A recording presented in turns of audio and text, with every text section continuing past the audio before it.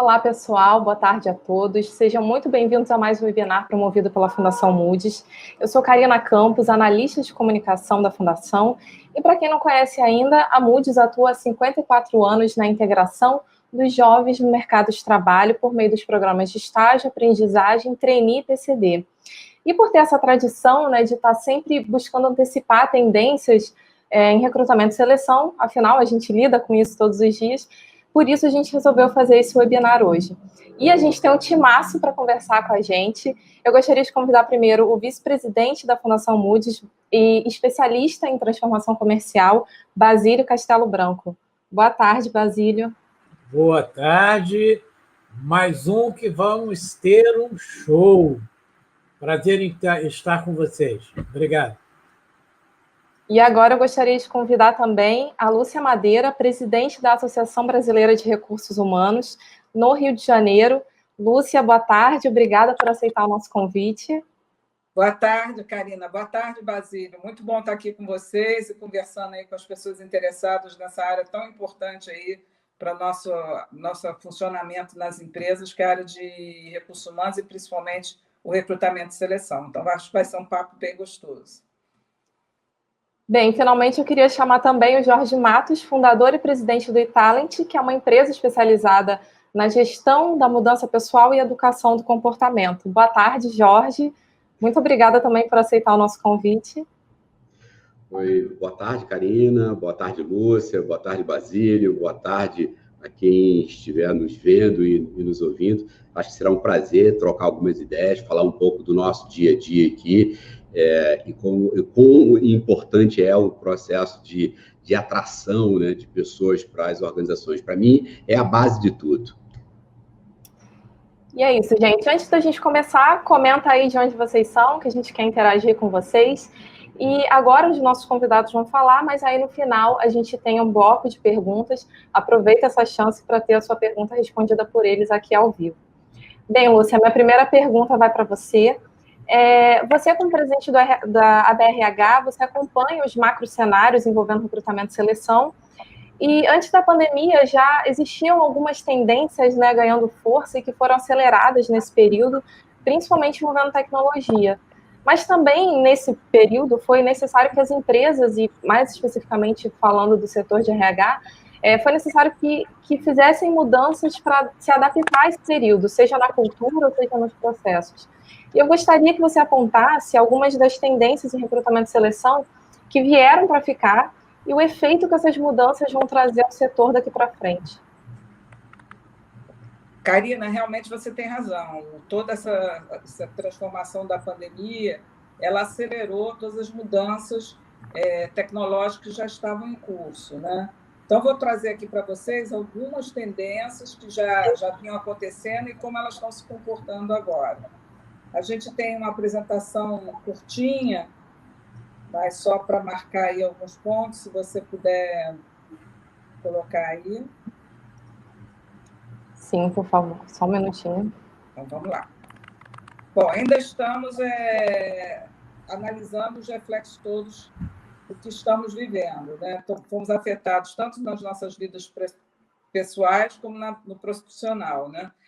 E a gente sentiu que, principalmente nessa área de seleção, muitas coisas que já vinham mudando, elas se aceleraram.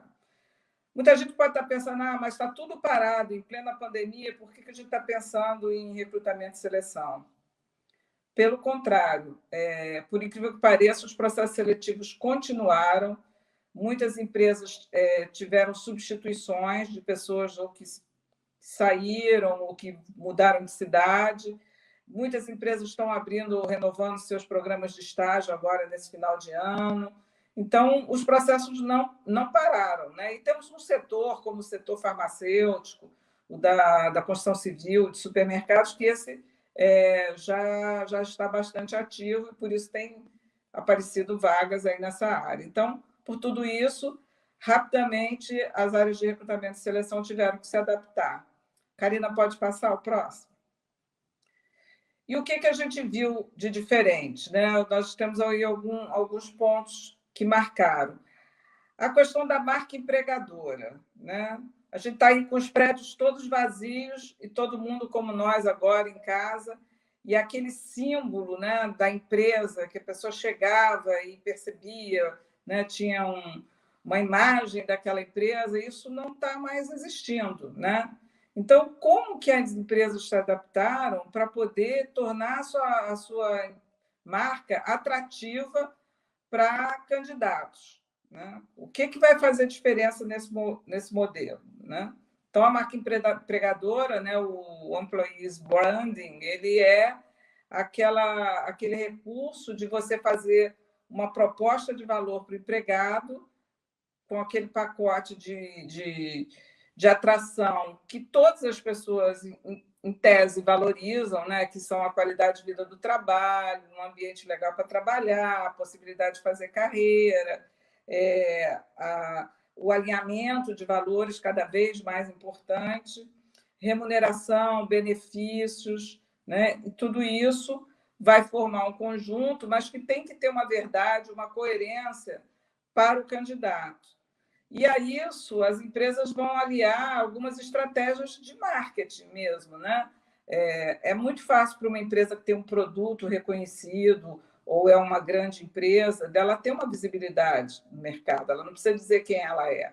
Mas a gente tem uma maioria de empresas pequenas e médias, às vezes muito especializadas no que fazem, que elas têm que criar visibilidade também, né? E, para isso, elas têm que criar momentos de interface com os possíveis candidatos. Ela tem que participar de eventos, ela tem que estar presente nas redes sociais. Então, participar de premiações, momentos em que ela vai ser vista e reconhecida pela qualidade como empregadora. E é muito importante que a cultura seja muito verdadeira, né?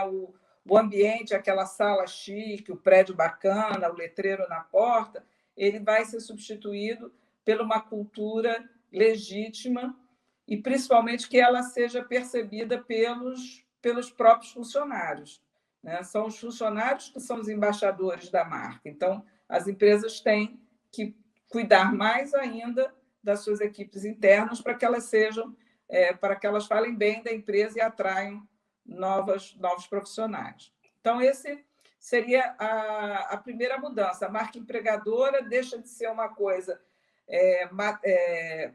presencial para ser mais do boca a boca das redes sociais, tá? Então, isso já mudou. Karina, vamos ver o próximo. Outra discussão que cresceu enormemente e durante a pandemia, graças aos movimentos que aconteceram no mundo todo, né?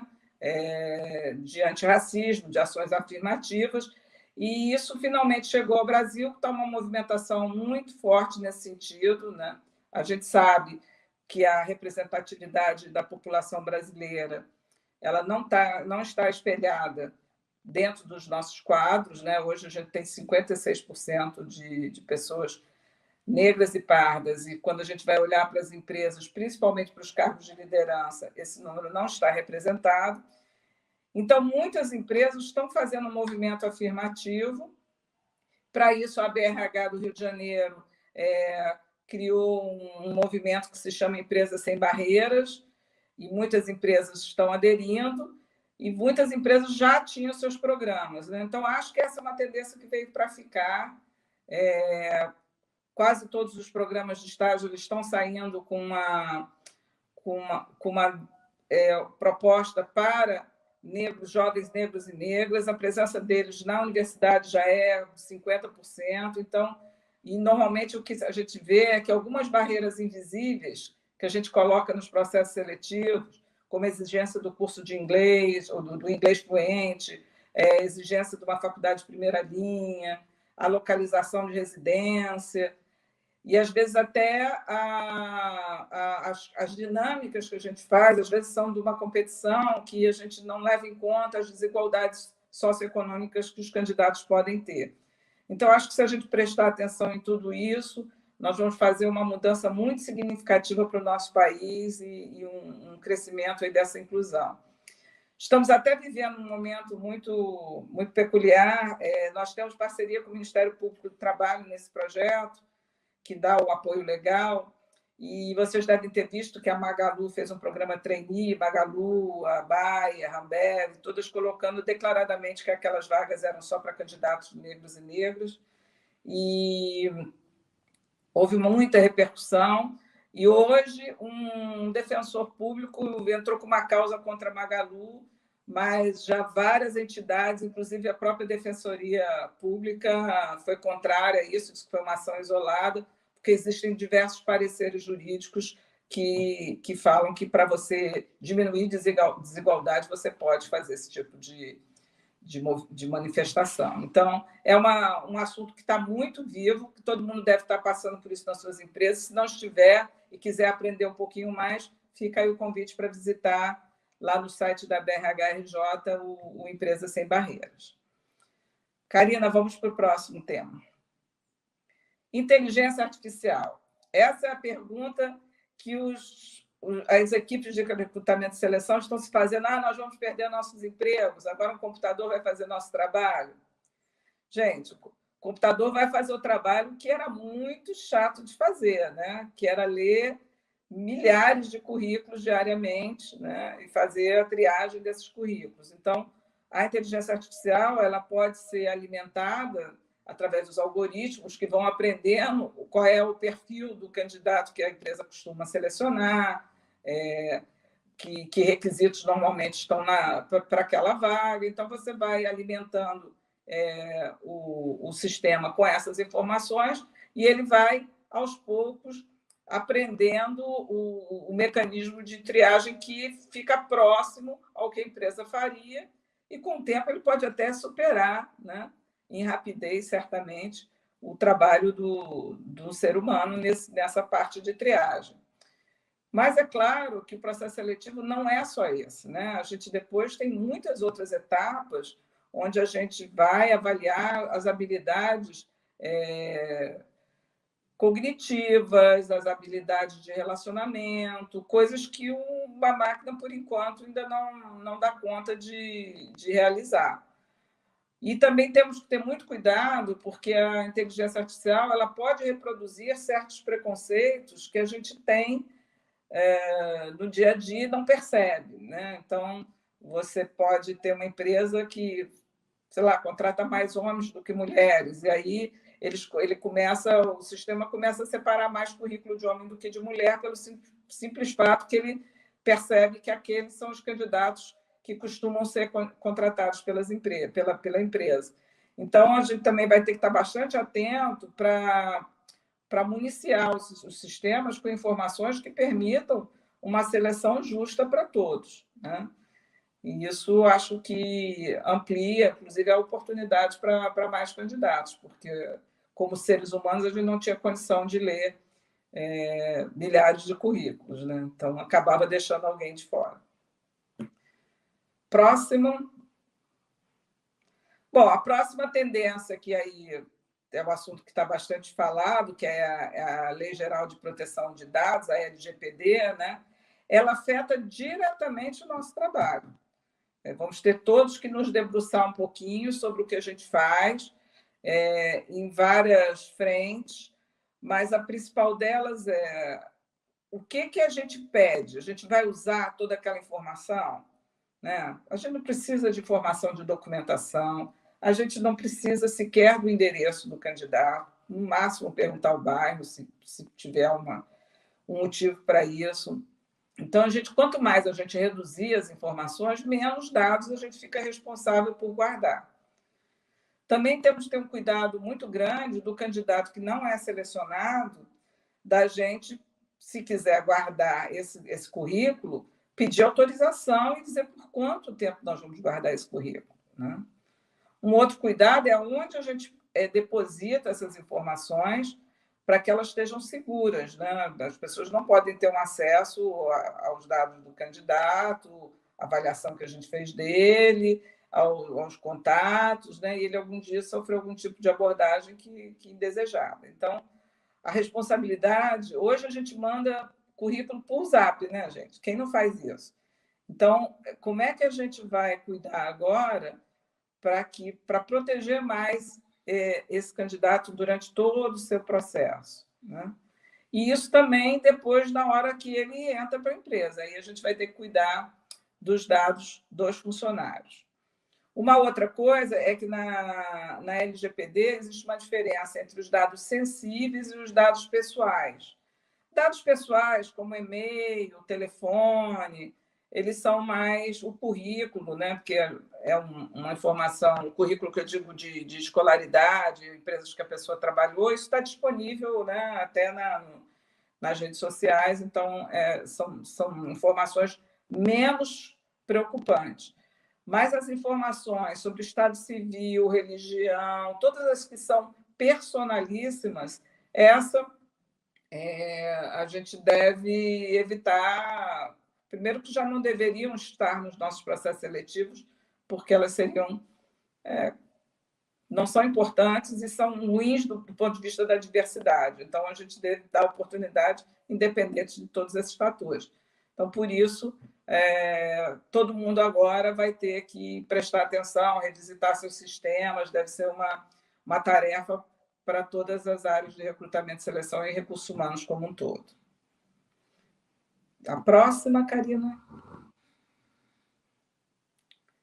Bom, entrevista online, acho que a gente já vinha fazendo, mas existia ainda uma certa resistência, né?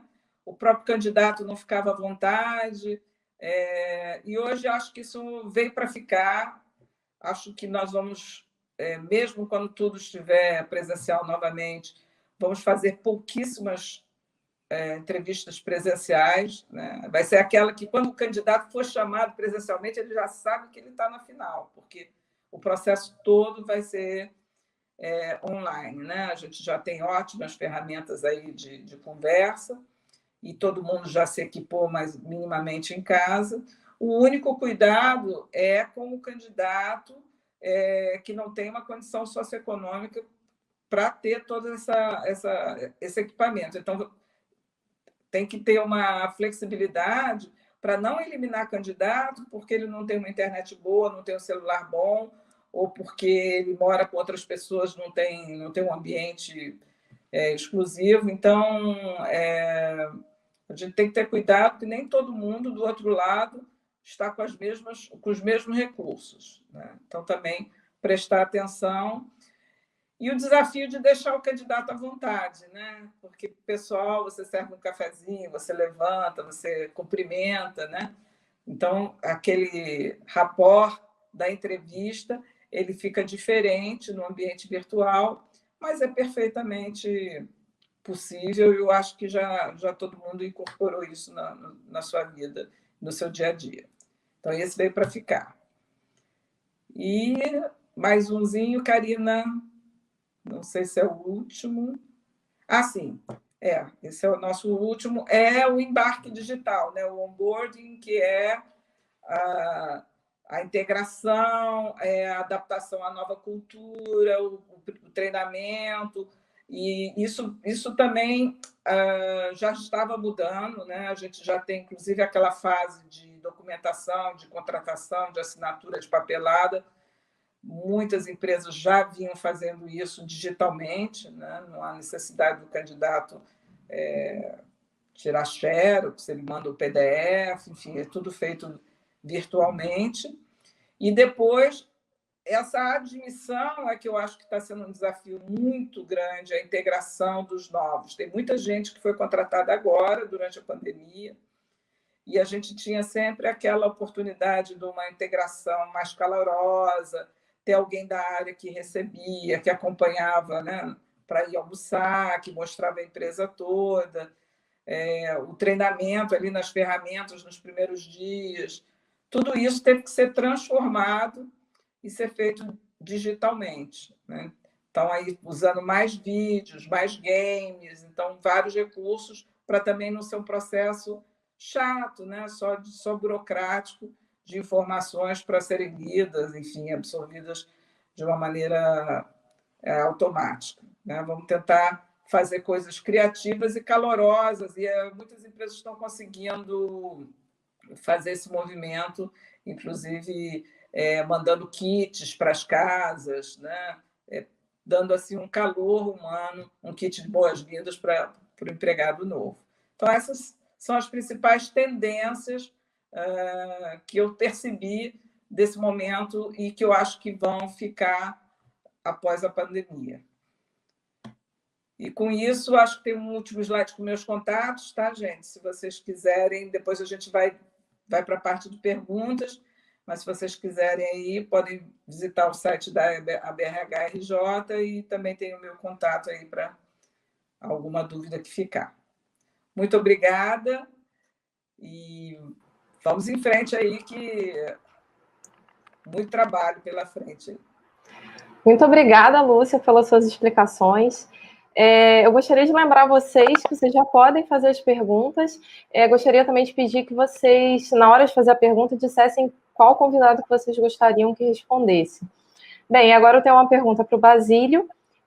Basílio, você presta consultorias buscando a adequação das empresas às novas realidades digitais e você está muito por dentro do que está acontecendo, do que está sendo feito, né, para se adaptar a esse período de mudanças. Então, eu gostaria de saber o que você acha que as empresas podem fazer para revolucionar o setor de recrutamento e seleção nessa retomada, nesse pós-pandemia, né? E quais seriam as melhores práticas, na sua opinião, e também como não perder a chance de recrutar os melhores talentos. Bom, obrigado mais uma vez, Karina. Vou começar falando rapidamente do momento. Qual é a nossa realidade do momento? No momento, houve uma redução da enxurrada de desligamento que a gente teve no começo da pandemia, né? E já existe real aumento gradual, como a própria Lúcia já disse, né? Das contratações.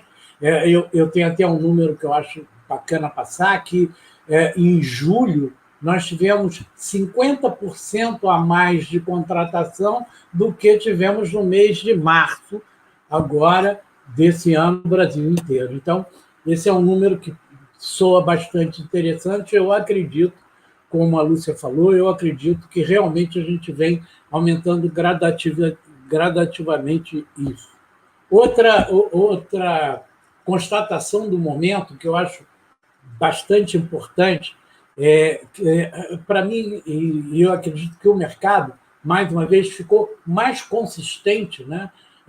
Que os processos de recrutamento e seleção são atividades distintas, porém interdependentes. Quer dizer, tudo isso que aconteceu muito rapidamente, eu acho que tornou isso mais visível, mais claro e mais efetivo. Isso quanto ao momento, né? No entanto, quanto os principais aprendizados até esse momento, eu gostaria de começar falando sobre o trabalho remoto funciona. Quem tinha alguma dúvida, acabou. A gente sabe que, nesse momento, boa parte, a gente tem vários números aí, 25% das empresas no mundo dizem que não vão voltar para os seus escritórios. Então, a gente acredita que essa massa chegue até uns 50% a médio prazo. E o fato de ser remoto, funcionar e ser irreversível, faz que haja uma revolução na forma de se atrair e de se manter talentos. Então, a atração de talentos, né, muda principalmente quanto à localização. Quer dizer, hoje você pode atrair pessoas de qualquer lugar, já que vai ser, no caso do trabalho remoto, você não vai precisar necessariamente que essa pessoa se desloque para o escritório. E isso facilita enormemente a entrada no mercado de trabalho das pessoas do interior, que antigamente tinham essa dificuldade. Então, a briga vai ficar mais séria, né, em termos de volume de pessoas capazes de disputar uma mesma posição. E eu falo a brincadeira. Então, vamos ver como é que vai ficar as baladas, porque vai ter que estudar mais para disputar mais as vagas. Outro aprendizado que ficou claro até agora é no que tange às propostas de valor. Eu digo a proposta de valor para a atração, né, que você tem aí a flexibilidade de horário, a própria localização como formas diferentes, né, de você atrair pessoas diferentes e a necessidade, no caso da atração do profissional, principalmente de recrutamento, de vender a sua empresa, principalmente aí o propósito, né, tomando um espaço, uma relevância muito grande, junto com a visão, valores que as empresas possuem.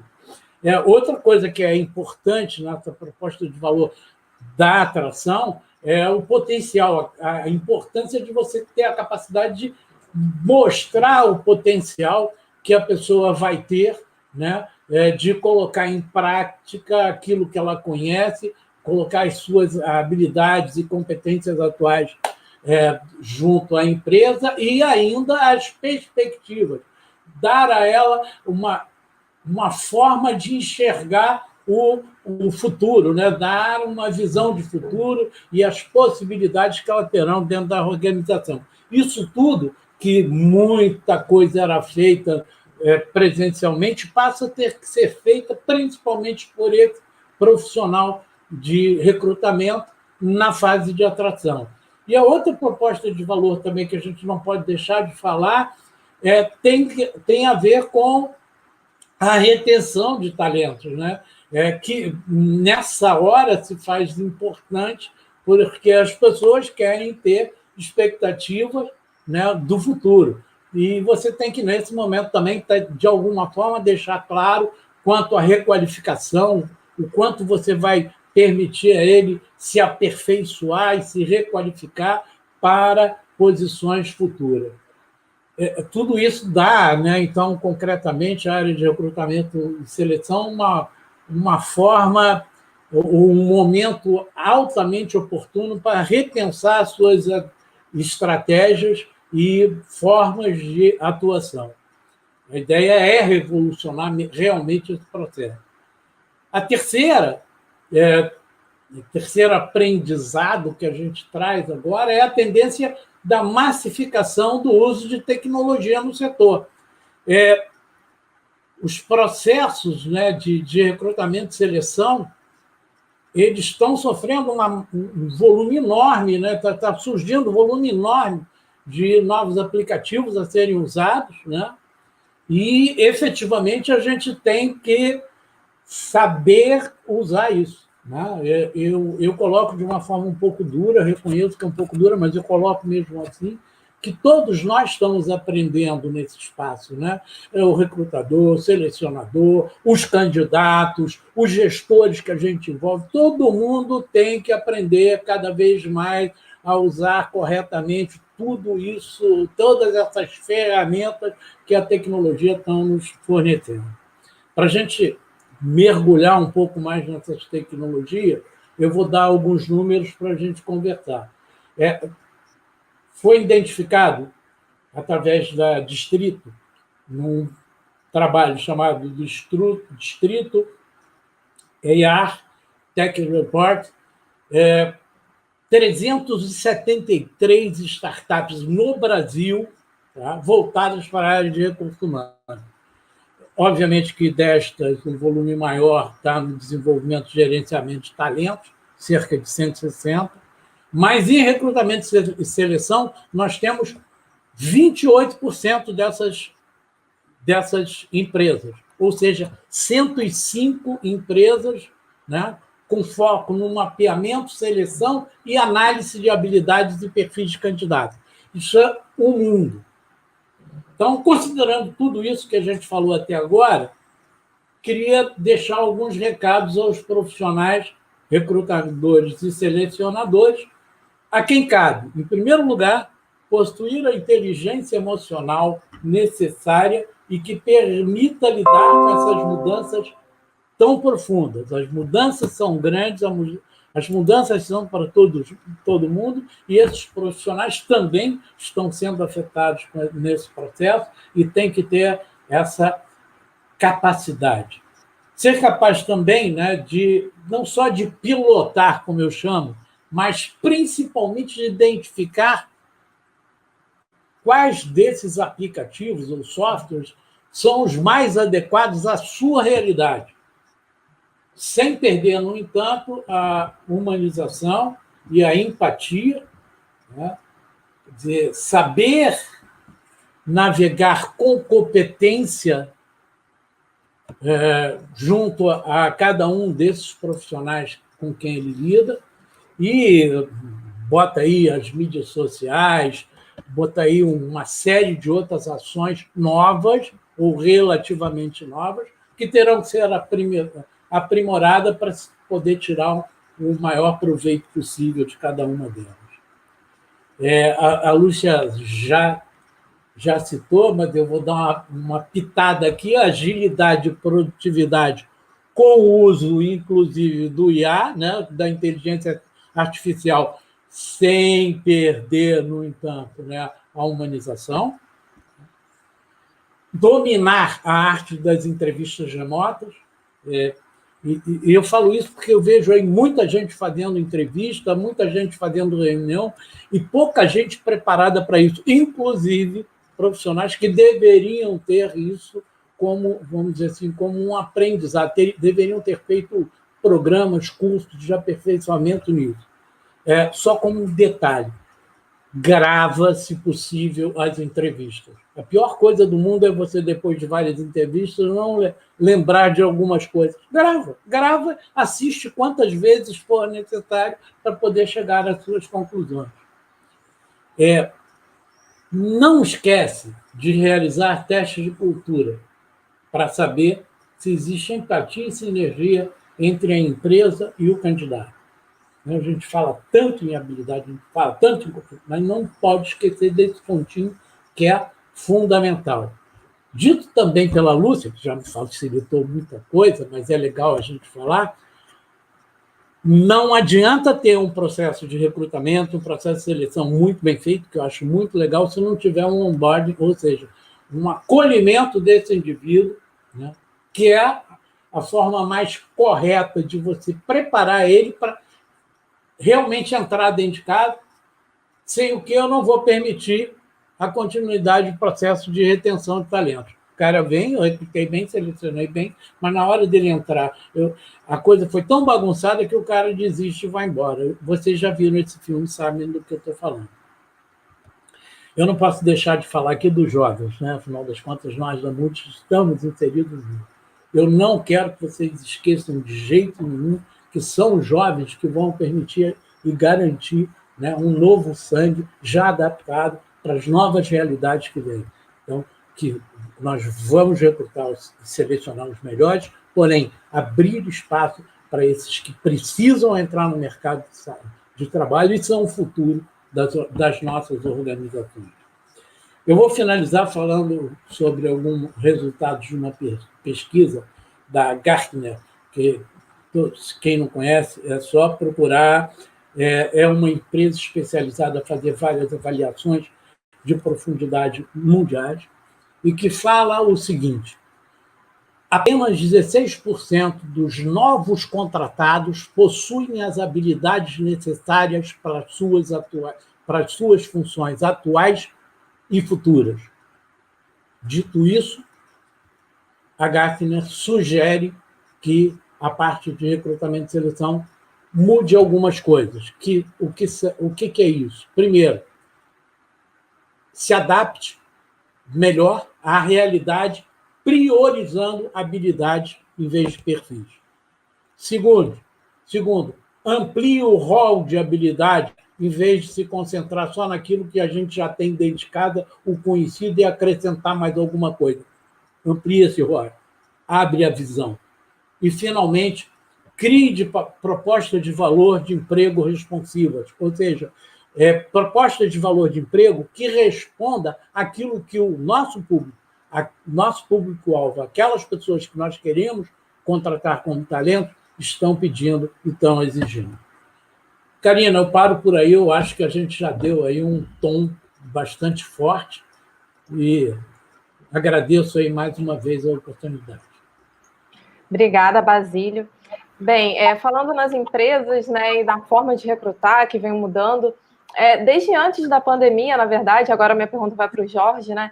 Desde antes da pandemia, se discute que o candidato ideal não é só aquele que tem um currículo impecável, né? Mas também que tem habilidades comportamentais, as tais das soft skills, né? Que mais se encaixam no cargo e na empresa que o colaborador vai ocupar. E com a pandemia, isso ganhou ainda mais força. Algumas competências, né, foram ainda mais necessárias e vão ser daqui para frente por conta desse período conturbado, né? As empresas querem não só uma pessoa com ótimas experiências, mas também que tenham competências para lidar com certas situações. E aí eu gostaria de perguntar para o Jorge, gostaria de saber, né, a importância de se avaliar essas competências comportamentais nos processos de recrutamento e seleção e quais são os métodos ou tecnologias que o analista ou gestor que atua nessa área pode utilizar. Bom, Karina, muito obrigado aí pela pergunta. Na verdade, eu tenho que agradecer também a Lúcia, porque eu acho que ela dá um overview extremamente interessante, né? Acho que essa visão estratégica que ela traz, ela é extremamente importante, né, para que a gente possa ter uma visão um pouco mais clara de tudo que está acontecendo, e eu acho que ela traz um fator extremamente importante, que é essa questão de ver a todo esse processo numa perspectiva mais humana, né, de mais sensibilidade com o ser humano. Eu acho que talvez, assim, pelo que eu entendi, eu posso estar errado, mas na fala dela eu percebo essa coisa muito clara, muito forte. Em relação ao Basílio, também essa preocupação, né, que aí ele foca no jovem, né, e aí como base no trabalho que ele faz na Moody's, né, e nas questões comerciais, negociais, que é o foco do Basílio, mas essa preocupação com o jovem. E aí é uma situação até dramática, porque se fala que o impacto do ponto de vista educacional, que o mundo vai ter, talvez ele impacte em torno de um século, né, aí pela frente, por conta de todo, vamos chamar esse desmantelo criado pela Covid. Bom, para começar, eu acho que é importante a gente ressaltar e lembrar, né? Por exemplo, hoje são 146 mil vidas ceifadas no Brasil, ou seja, de pessoas absolutamente fantásticas, né, brilhantes, que tiveram contribuições imensas, né, que perderam suas vidas, as famílias que perderam essas pessoas, né, os amigos que perderam essas pessoas de uma maneira extremamente perversa. E no mundo, né, esse número já chega a mais de 1 milhão de pessoas. Então, são números assim, impressionantes, preocupantes, e que, no fundo, a gente não sabe quanto tempo ainda essa coisa vai ficar. Bom, por outro lado, assim, então, eu acho que tem uma perversidade enorme, né? Então, novamente, eu queria deixar os meus sentimentos, o meu pesar, né, para todas essas famílias e pessoas que se foram. Mas, por outro lado, eu entendo, assim, como tudo na história da civilização humana, eu acho que a gente está sendo empurrado para fazer uma série de transformações importantes na nossa vida. E nessas transformações,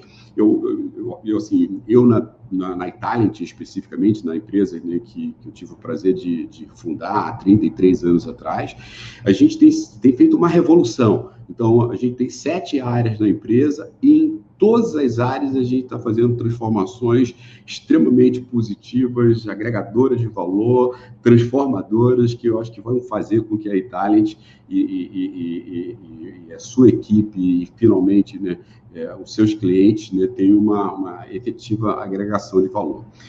Entrando especificamente no tema, né, eu vou apresentar aqui algumas poucas telas. Deixa eu ver se eu consigo aqui fazer isso acontecer. Ok. Bom, me parece que... Karina, me confirma aí se vocês estão vendo, mas me parece que sim, né? Sim, ok. Então, eu queria citar algumas coisas que são importantes. O soft skill, por exemplo, foi uma coisa que, ao longo de todos esses últimos séculos, porque antes sequer era considerado, eu acho que isso é importante se falar, na minha opinião, ele saiu de uma posição de soft para uma situação de hard skill, né? Então, a gente está vendo agora que o coronavírus, esse isolamento, né, que a gente não tem mais condições de chamar de quarentena, porque o nome quarentena via exatamente de um período de 40 dias que as pessoas passavam embarcadas nos seus navios para não trazerem doenças, né, para as pessoas, né, no continente. Então, assim, a gente não está vivendo 40 dias, mas a gente está vivendo, sei lá, 150, 160, já perdi as contas. E aí, essa coisa do isolamento está mostrando que talvez os aspectos comportamentais, os aspectos emocionais, eles sejam mais fortes, mais importantes. Não vou dizer que mais importante, mas ele tenha talvez o mesmo peso de qualquer outro fator dentro das famílias, escolas, organizações, governo, não importa o que for. Bom, a outra transformação que eu tenho, nesse caso, a gente vem batendo muito fortemente, tentando transformar essa realidade, é sair de um processo seletivo da cognição que prestigie a escola que o cara estudou, a nota que ele teve. Isso são elementos extremamente importantes.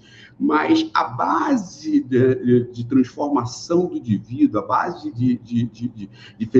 vamos chamar, de realização do indivíduo, de agregação do indivíduo, está na natureza dele e na felicidade. Então, eu entendo que é um processo em transformação extremamente grande e que esse período intensificou de maneira muito forte, né? O terceiro aspecto é a saída do comportamento como fim para a percepção do comportamento e das emoções como início, como meio e, sim, também como fim.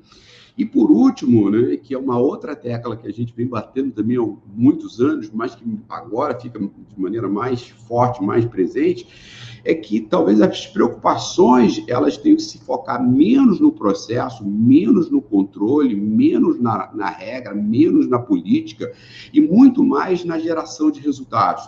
Então, assim, de fato, acho que é um grande transformação ou a intensificação dessa transformação nesse período.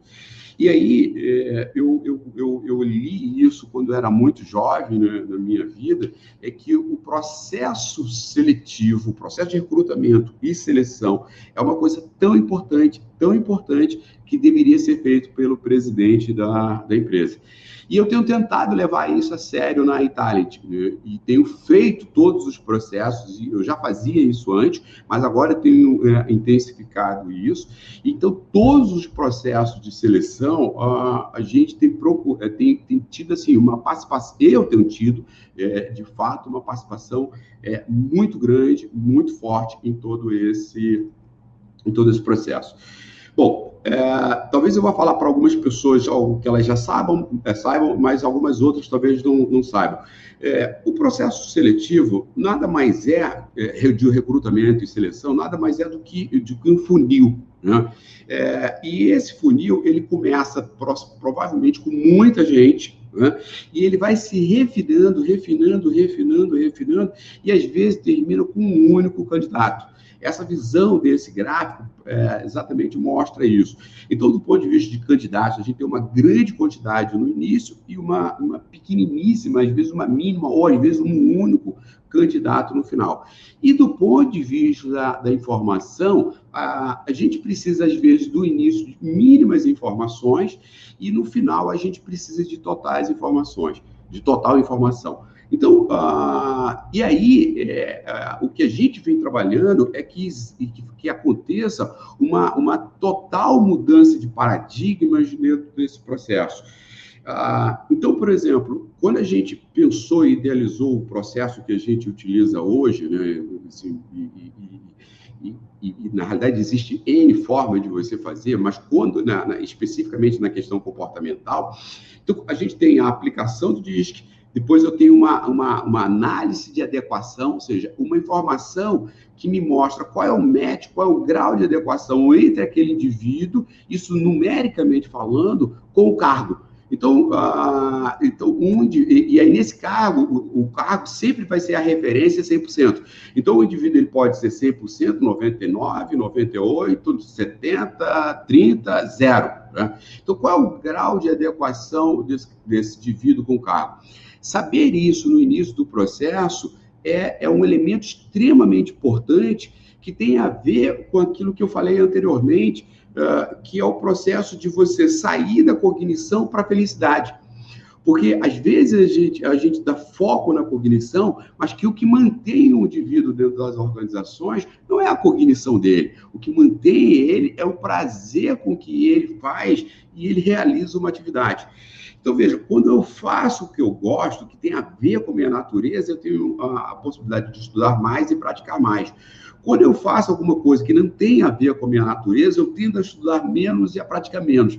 Então, eu tenho que olhar para o processo de recrutamento, e o Basílio colocou isso de maneira muito forte, que eu tenho que olhar esse processo não como uma coisa do aqui e agora, mas uma coisa de médio e longo prazo. Ou seja, como é que esse indivíduo vai estar em todas essas etapas? A última tela que eu vou trazer para vocês mostra exatamente esse processo, que a gente sai da atração, vai para a questão de toda a educação, que tem a questão do onboard e as outras etapas do processo. Bom, então a gente gerou uma série de relatórios de análise, de adequação, de correlação com o cargo, de entrevista sobre o fator, análise executiva, análise de seleção, relatório de gestão, e criamos agora, inclusive, alguns relatórios especiais, como, por exemplo, o relatório do trabalho remoto. Ou seja, como é que o indivíduo ele está agindo no ambiente remoto. Ou seja, como é que eu, que tenho determinadas características, fico num trabalho remoto, ou seja, isso é uma coisa prazerosa, estimulante e positiva para mim, ou ela é desgastante? Se ela é desgastante, o que eu tenho que fazer para entender esse grau de adversidade e tentar minimizar essas adversidades?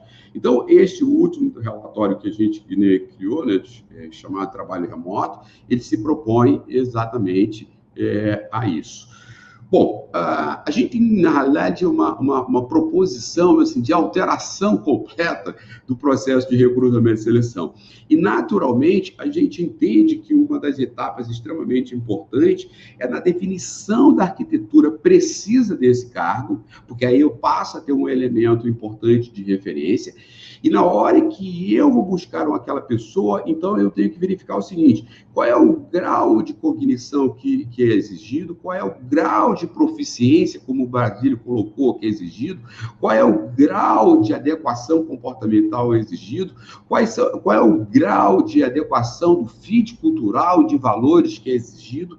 Então, na realidade, eu tenho que avaliar todo um conjunto de elementos dentro desse processo.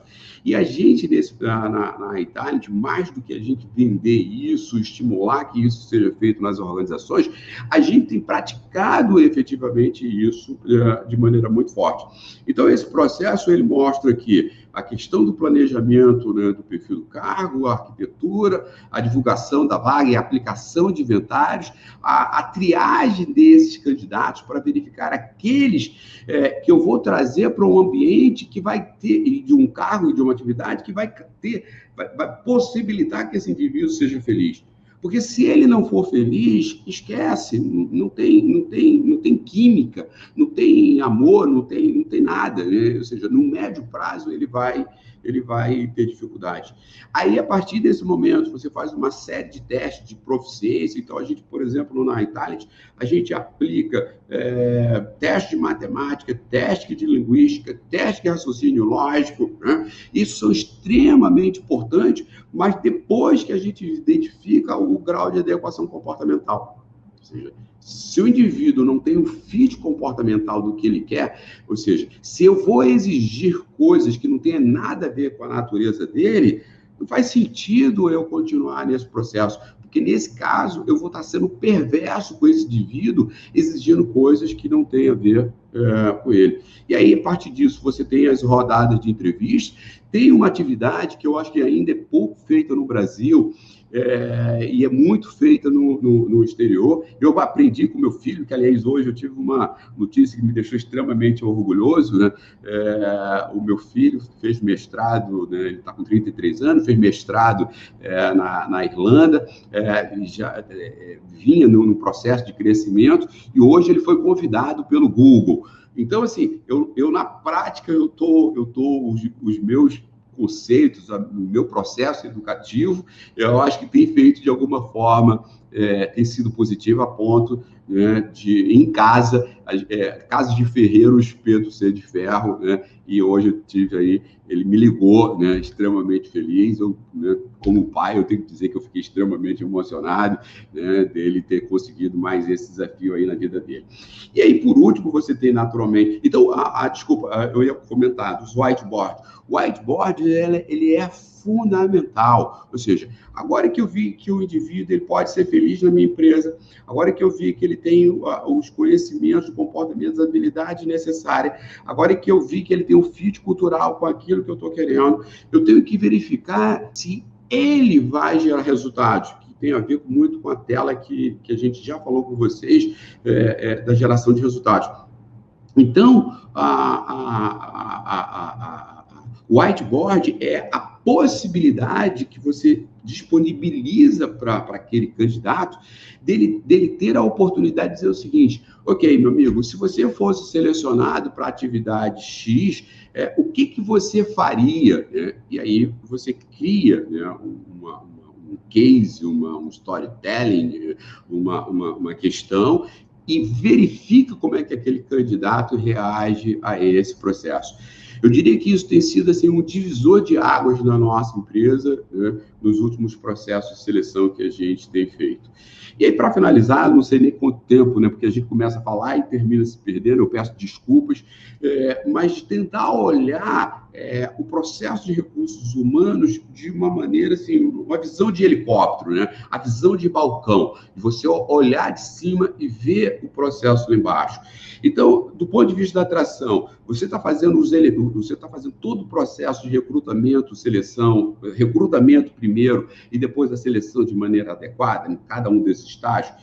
Feito isso, você fez o onboard, ou seja, a integração das pessoas, e está fazendo treinamentos de desenvolvimento e tem uma estrutura, uma proposta de coach para apoiar esse processo.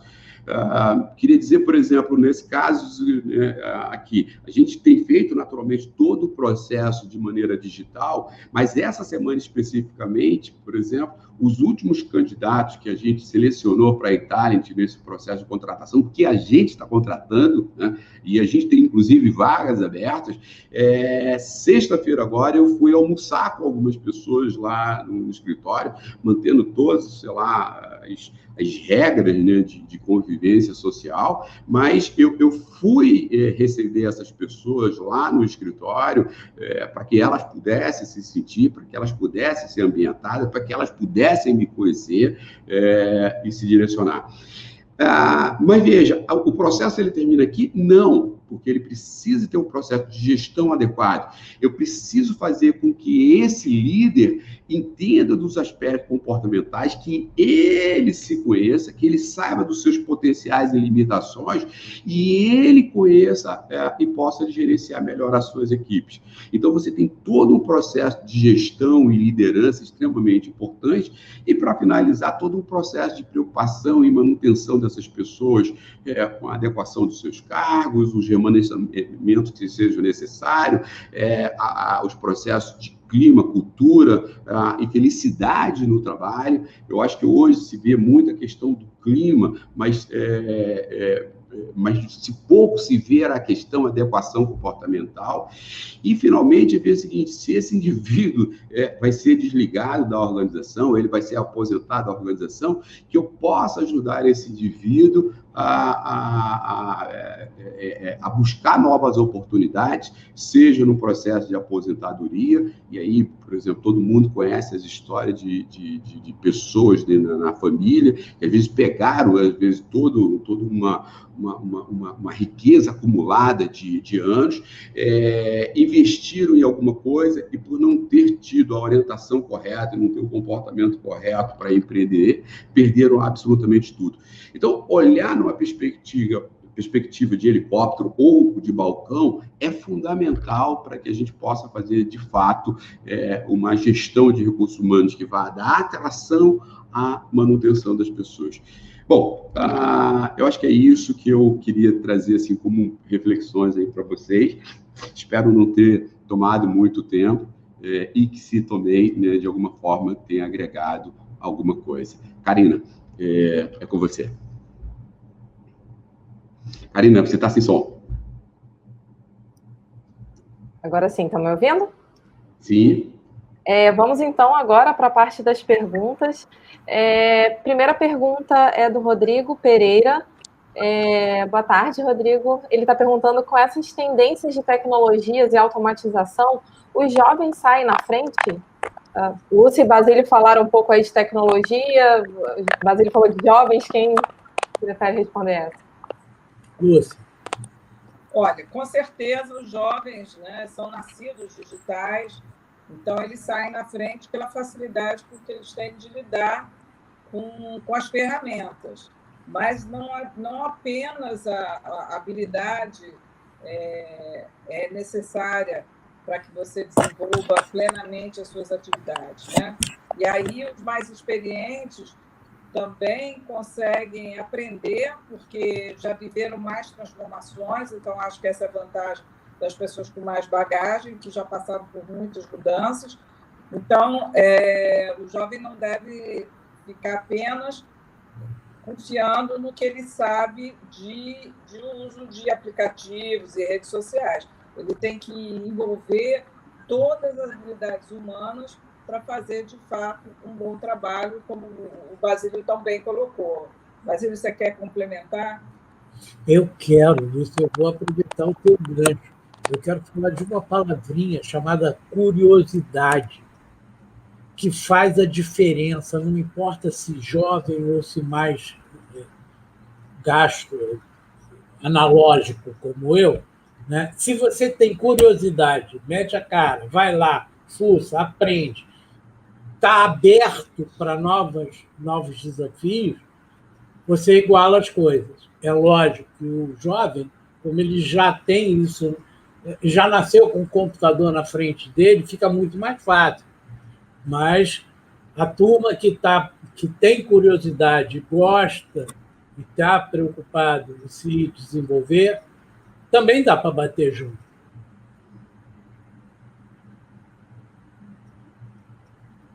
Karina, você está sem som. Desculpa. Ana Luísa está fazendo uma pergunta para o Basílio. Quais são os aplicativos e softwares mais utilizados pelas empresas? Uau! Como eu te dei aí 300, você quer que eu fale todos os 300 e poucos, um atrás do outro, em ordem alfabética? Como é que você quer? Repara, olha só. Nós estamos falando... eu vou te dar 2 nomes aí para você se divertir. Tá? Deixa eu pegar aqui. G2.com, tá? B2B Stack. Essas duas plataformas, você vai encontrar coisa beça aí da área de RH também. Eu diria para você que só de plataformas deve ter umas 8 a 10 de porte, Brasil e exterior. Mas essas duas dá para você começar a brincar. Aí depende do que você especificamente está querendo. Lembrando que hoje, quando a gente fala em tecnologia, dentro dessa área de recrutamento e seleção, em cada uma das atividades, de cada uma das fases, você tem aplicativos ou softwares específicos. Depende da necessidade e o que a tua capacidade em usar esses produtos. Temos também a pergunta da Mia Nascimento.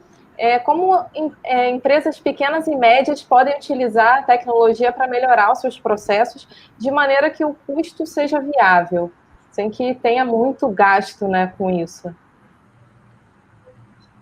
Quem prefere responder? Pode ser o Basílio, pode ser a Lúcia, falar um pouquinho de tecnologia. Eu posso falar. Acho que essa é a grande vantagem da tecnologia, porque ela agora se democratizou, né? Então, mesmo uma empresa pequena, ela consegue usar aí recursos para fazer experiências mais enriquecedoras para as suas equipes, né? Com o uso de aplicativos que estão se tornando cada dia mais baratos. Então, pode ter recurso de geolocalização, uma interação com os funcionários por um app, uma comunicação interna, a folha de pagamento, que era um bicho de 7 cabeças, né?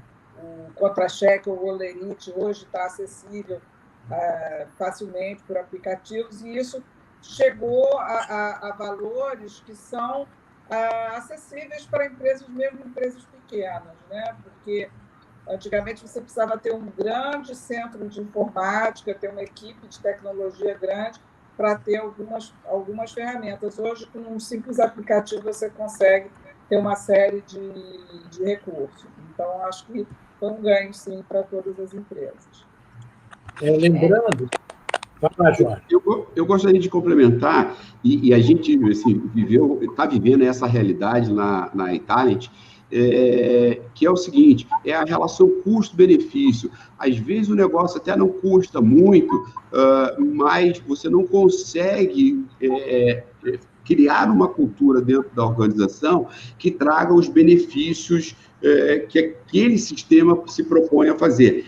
E aí, nesse caso, assim, por mais barato que ele seja, ele é péssimo para você, porque você está gastando tempo, energia, você não conhece, você não se qualifica e ele não vai. Então, no fundo, a gente fica, na realidade, correndo atrás do sistema, quando, na realidade, deveria haver uma inversão. Ou seja, o sistema deveria empurrar você, apoiar você, suportar você. Se ele apoia você, suporta você, se ele consegue fazer com que você faça coisas que você não conseguia fazer sem ele, então, meu amigo, assim, ele provavelmente ele é muito barato.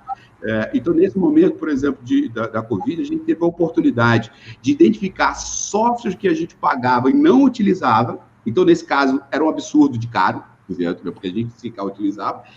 E a gente hoje está tendo até software muitíssimo caro, muito caro, mas que está trazendo o benefício que a gente espera. Então, nesse caso, ele está sendo muito barato. Eu só quero lembrar o seguinte, que ainda nos modelos de comercialização existentes nesse segmento, é muito comum você ter o freemium, né, como eles chamam, quer dizer, você começa usando de graça. Então, tem... Agora, sempre lembrando o que o Jorge colocou, claramente, o caro pode sair, o barato pode sair caro, ele pode ser de graça, mas se ele não atingir ou não te atender naquilo que tem de necessidade, ele é caro. Agora, a facilidade é por você ter vários softwares que dão essa oportunidade de você, durante, no mínimo, algum tempo, experimentar. Você tem que experimentar, ver aquele que te traz maiores resultados e aí sim fazer a sua opção. Sim. Joguei uma outra pergunta aí na tela, a Bianca Pires. Lúcia falou de LGPD, né? Então acho que talvez seja um pouquinho mais para você. Nas entrevistas online, eu preciso pedir permissão e avisar o candidato que o candidato mesmo será gravado? Com certeza. E tem que fazer essa pergunta depois de colocar o gravador, para ficar registrada, tá? Então, qualquer gravação, ela mesmo na nossa vida pessoal, né, ela exige que seja previamente autorizada. Né? E você explicar, acho que é legal explicar para quê, né? Para revisar, para mostrar para o supervisor, a pessoa que está selecionando, enfim. O ideal é que você seja o mais transparente possível com esse candidato. Tá? Mas tudo agora, daqui para frente, tudo tem que ser autorizado. Guardar o currículo, passar a informação adiante, tudo isso sempre é bom deixar registrado de alguma forma. Ainda falando sobre LGPD, agora pergunta para o Jorge. A Valéria Mota perguntando como o eTalent está tratando os relatórios que são enviados a clientes. Olha, a gente está fazendo uma, assim, eu diria que tem, a gente já vinha, primeiro, Valéria, né, obrigado, a Valéria está nos ouvindo, provavelmente do Ceará, né, Valéria é uma amiga querida de décadas, eu não posso nem dizer quantas, né, então, Valéria, um beijo, obrigado. Sim, a gente está fazendo já há algum tempo dezenas de transformações na eTalent, no nosso site, na política, por exemplo, de agora, por exemplo, quando a pessoa vai preencher lá o inventário, ele tem hoje já toda uma questão de política lá de privacidade que ele precisa aceitar. Estamos implantando sistemas, estamos fazendo auditoria, ou seja, existe todo um processo extremamente, vamos chamar, forte, né, que a gente já vinha trabalhando há mais de um ano em cima disso, e que agora, com a efetivação da lei, que não foi prorrogada, ela já está em vigor, a gente está, eu diria que se não tivermos 100% alinhados com a LGPD, a gente provavelmente estava a caminho, mas eu quero crer que, nesse momento, talvez a gente esteja já 100% alinhado a tudo isso. E temos uma série de ações que seguramente a gente ainda vai fazer. Temos uma pergunta ainda sobre o assunto de tecnologia. A Tawane Amorim, boa tarde, Tawane. Ela perguntou qual a maior dificuldade que um recrutador pode encontrar com o uso da tecnologia. Vocês acham que o recrutamento tornou-se mais ágil ou efetivo com o auxílio da tecnologia? Quem pode responder essa? Lúcia. Bom, essa de dar os cenários cai tudo para mim, né? Mas é uma boa pergunta, Tawane. Quais são as dificuldades? Eu acho que como o Basílio falou, a humanização dos processos, né? A gente sabe que o processo de seleção ele é muito, muito duro para o candidato, porque a verdade é o que a gente vê, o Jorge falou, é um funil. Por mais que a gente use ferramentas modernas, a gente começa com um grande número de candidatos que vão restar poucos no final. Então, como é que nesse processo, e quanto mais a gente usa tecnologia, como é que a gente humaniza isso para que a pessoa não se sinta assim, poxa, totalmente preterida, né? Então, eu acho que nada vai substituir a humanização, a empatia, o acolhimento das pessoas, né? A gente vai usar mensagens, como já usa, mensagens prontas, mas que elas façam sentido para aquela pessoa, que não seja uma coisa totalmente mecânica, né? A gente acha que o melhor exercício é o da empatia, como a gente consegue se colocar do lado do candidato, né? E a outra dificuldade é não se deixem levar pela ferramenta e para criar mais discriminação, mais afastamento das pessoas, porque é muito fácil você marcar lá alguns critérios e botar muita gente de fora, né? Então, a gente tem que justamente inverter. Se a gente vai usar inteligência artificial, vamos deixar o critério mais aberto para que o processo do software da inteligência consiga olhar mais gente e trazer candidatos que talvez a gente não identificasse, né? Então, esse é um cuidado, para a gente não criar um monstro, né? Uma máquina que vai só reproduzir pessoas como as que seriam desejadas, perfeitas, para um mundo que a gente sabe que não é perfeito. Então, esse é um cuidado realmente real, né? Para não virar um filme de ficção científica. Temos outra pergunta. Eu gostaria de complementar aí o seguinte: na minha visão, e como a gente mostrou ali naquele funil, né, se você, quanto mais tempo você vai exigir daquela pessoa, por exemplo, mais de alguma forma você se compromete com ela e quanto mais, acho que você tem que, de alguma forma, respeitá-la e dar um feedback para ela. Então é o seguinte, uma coisa é você preencher alguns instrumentos, gastar 10, 15, 20 minutos numa atividade logo no início do processo de recrutamento e seleção, no funil. A outra coisa é você já ter gastado, vamos chamar, horas fazendo uma série de coisas, de entrevistas, e de repente você é preterido e ninguém nem fala para você isso.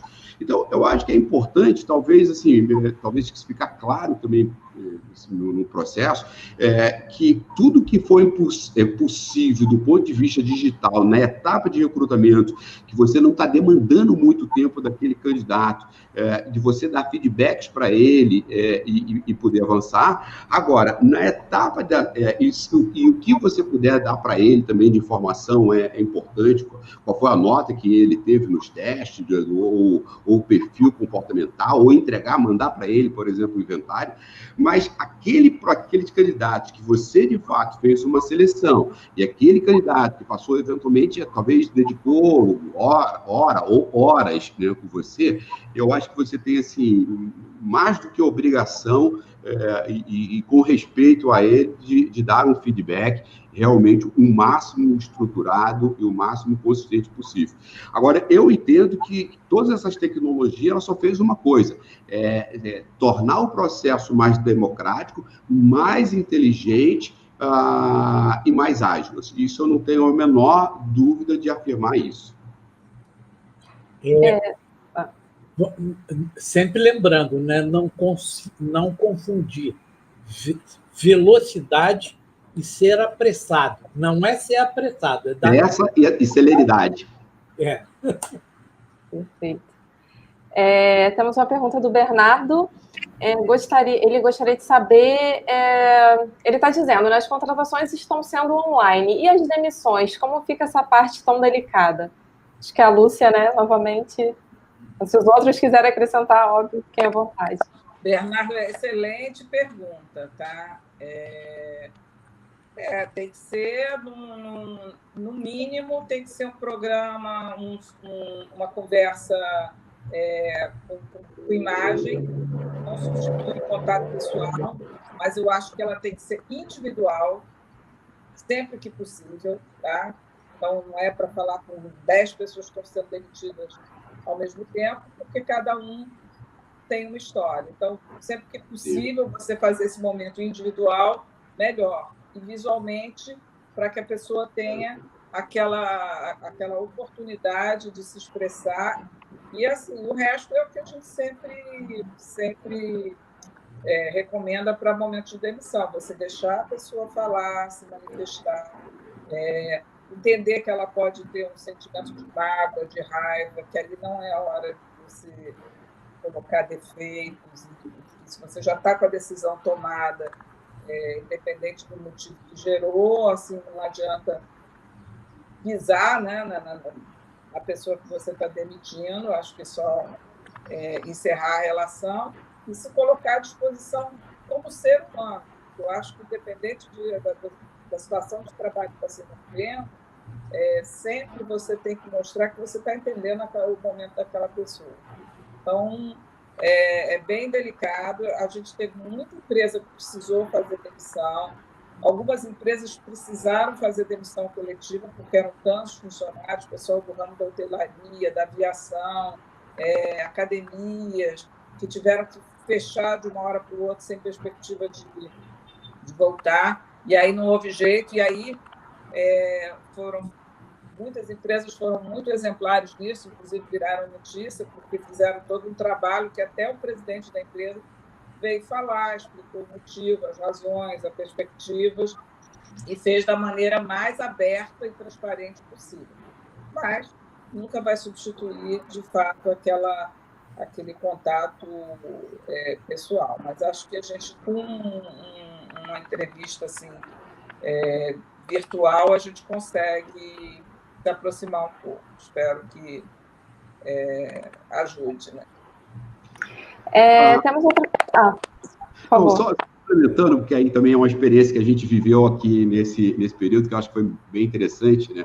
A gente teve várias contratações, como eu falei, sexta-feira almocei com o pessoal, e também tivemos demissão. Nenhuma por economia de custo, que, aliás, essa foi uma regra que eu defini de negócio logo no início da pandemia, que a gente não deixaria ninguém para trás por questão de economia.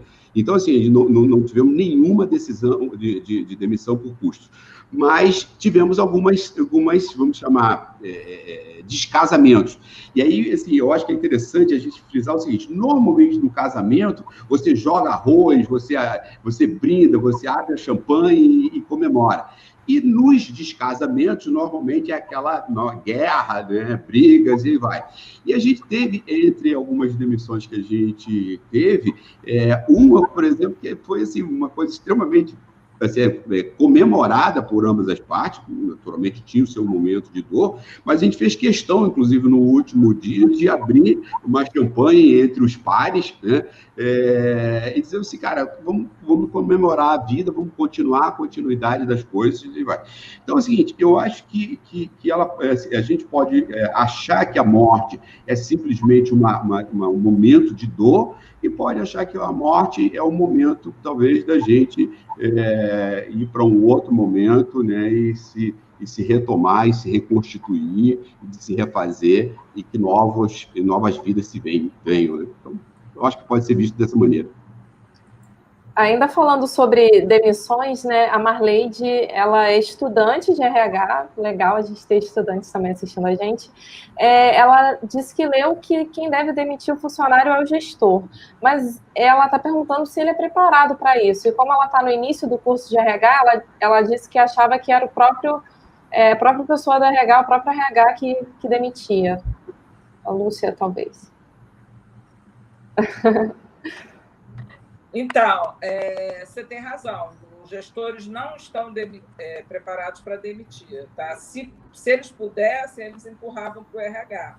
O RH deve sempre evitar que isso aconteça. Tá? Um bom RH, ele procura treinar os gestores para fazer a demissão, porque ele que tem a relação do dia a dia com aquela pessoa. O RH é um estranho, digamos assim, ao dia a dia, ao cotidiano do trabalho. Então, para isso, assim, como são processos que envolvem muitas pessoas, normalmente as empresas fazem, de fato, um treinamento e se colocam à disposição. O RH é a segunda instância, né? Normalmente a pessoa sai ali daquela conversa abatida e tal, e aí ela quer conversar com mais alguém, então o RH está sempre disponível para dar informações sobre benefícios, sobre valores, mas aquele momento do comunicado, ele tem que ser, sempre que possível, da chefia. Né? A chefia, então, tem que ser preparada para isso, porque ninguém nasce sabendo também, todo mundo fica muito nervoso, e essa conversa tem que acontecer antes. Então, assim, é devagarzinho. Eu sei que é uma tendência muito empresa, tem aquele famoso passa lá no DP, né? Já não existe DP há mais de 20 anos, mas o medo de passar no DP continua, né? Porque a pessoa acha que vai ser demitido.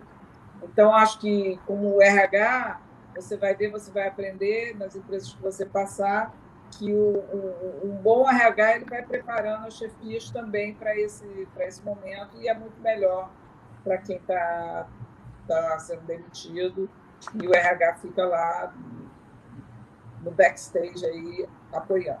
Tá bom? Karina, eu posso complementar? Sim, à vontade. Diz o seguinte, eu entendo que talvez dentro das organizações, e eu concordo 100% com a fala da Lúcia, que talvez assim, o desafio número 1 é preparar aquele indivíduo, vamos chamar, que está na chefia, que está numa posição de, vamos chamar de gestor, para ser efetivamente o líder. Né? Então, esse despreparo, ele é descomunal, ele é absolutamente, assim, ele é uma verdadeira, na minha opinião, uma verdadeira aberração. E grande parte, por quê? Porque normalmente as pessoas são escolhidas para serem os líderes, normalmente são escolhidas aquele melhor técnico, ou aquele melhor vendedor, aquele melhor médico, aquele melhor isso, para ocupar a posição de líder. E às vezes o indivíduo é o melhor vendedor, o melhor técnico, o melhor médico, mas ele às vezes é o pior do ponto de vista comportamental para ser o líder. Então, de cara, você tem um problema absolutamente dramático aqui.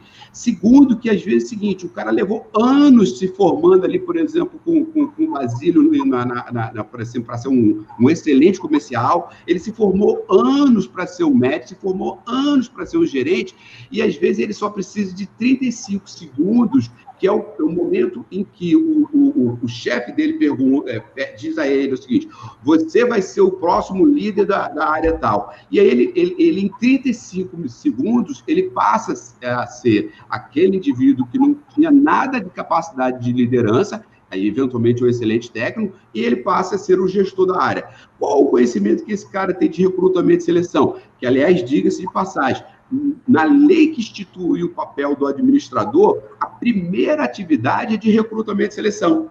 Ou seja, compete ao administrador realizar o processo de recrutamento e seleção. É o número 1. Porque se você não sabe constituir a sua equipe e você não sabe destituir a sua equipe, na prática você não sabe nada, certo? Do ponto de vista de gestão. Então, eu diria o seguinte, infelizmente, e aí a Marleide, né, essa é talvez uma das grandes aberrações que a gente tem dentro das organizações.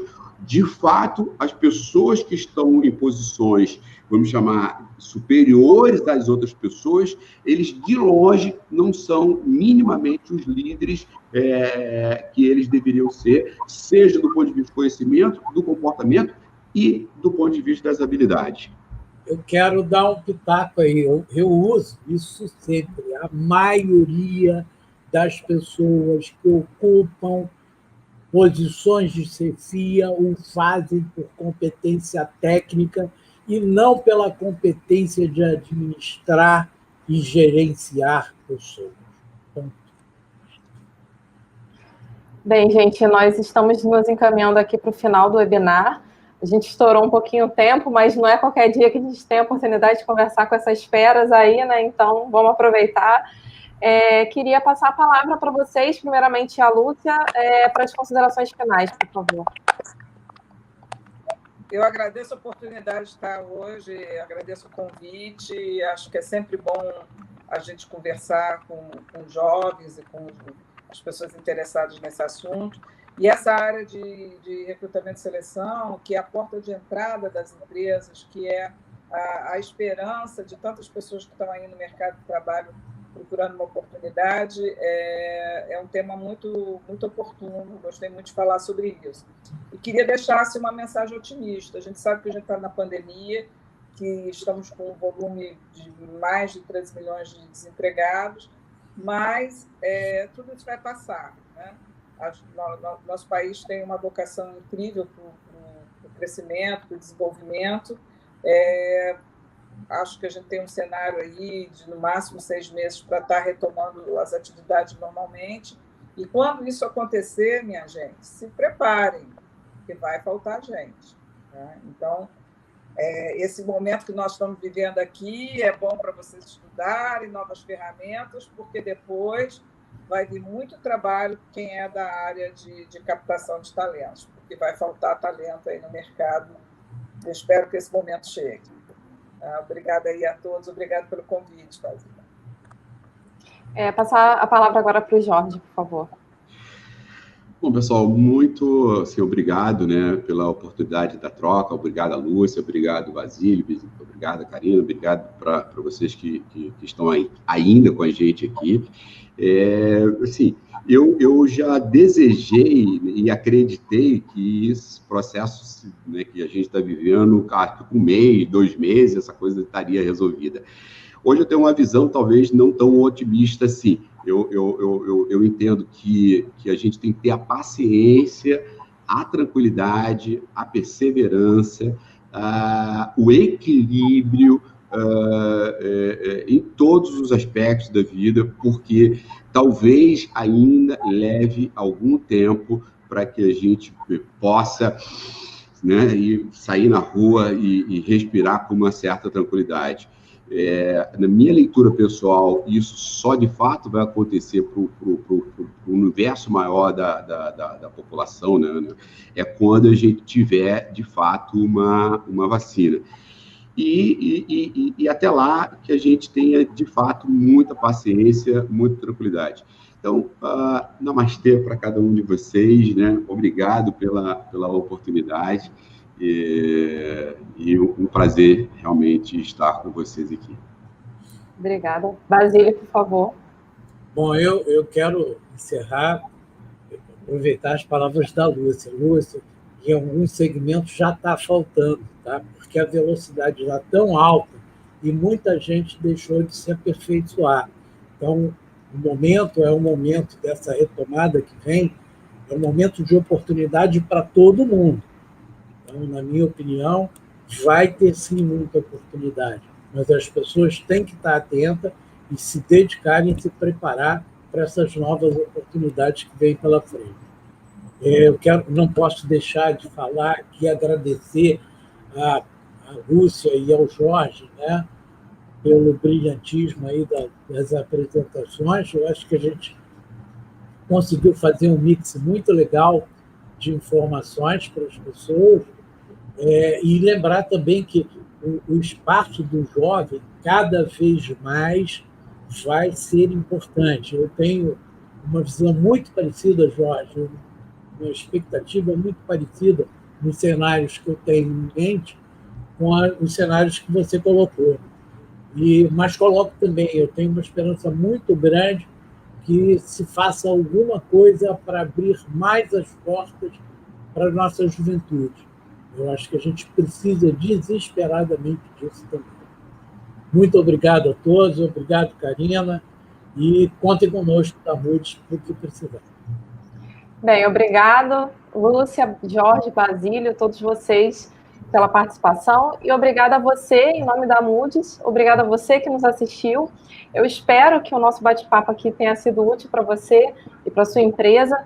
Podem contar conosco, reforçando aí o que o Basílio disse, podem contar conosco para aproveitar o melhor dessa retomada, mesmo sendo um período de incertezas, de mudanças, como disseram nossos convidados aí, a gente espera que vá passar isso, e quando passar, e inclusive agora também é preciso inteligência, é preciso calma para lidar com esse momento e extrair o melhor desse período.